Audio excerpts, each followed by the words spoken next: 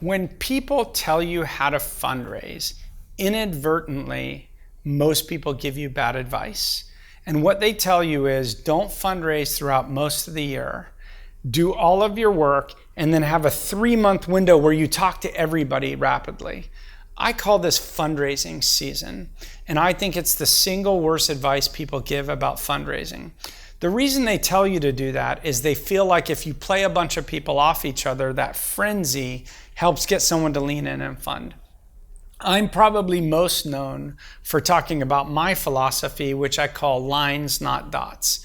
And I simply say there's a graph, and the y-axis is how you perform today, and the x-axis is time.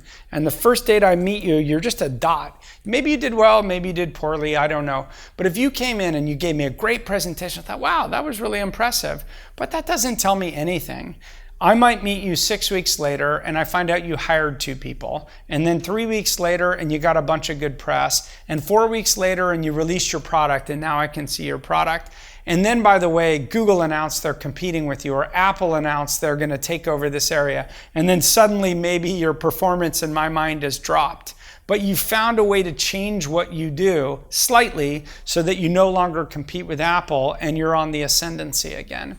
When I can judge you over time, that series of dots up and down creates a line. And that line and that pattern tells me what I'm looking for more than anything. Are you resilient?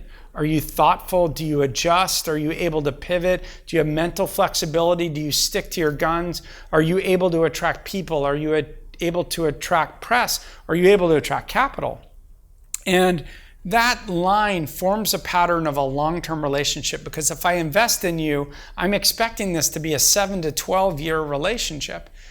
In reverse, the more you know me, you know, am I predictable? Am I dependable, accountable? Did I do introductions I said I was going to do? Am I thoughtful? Did I remember the second time I saw you the things that you told me?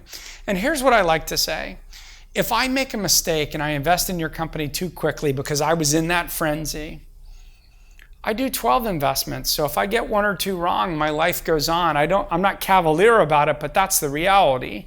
If you take the wrong investor who's destructive and hostile and not thoughtful and not helpful and can't attract downstream, the difference is there's no divorce clause. You're stuck with that investor forever. So my metaphor of lines should matter even more to you. And so the way I think about it, what does an investor actually invest in? They're investing in one thing: trust.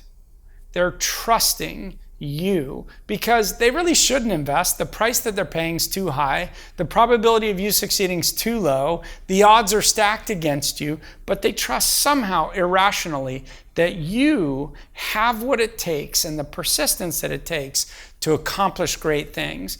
And the more I get to know you, the more chance I have to trust you. And the more you know me, the more you have a chance to trust me.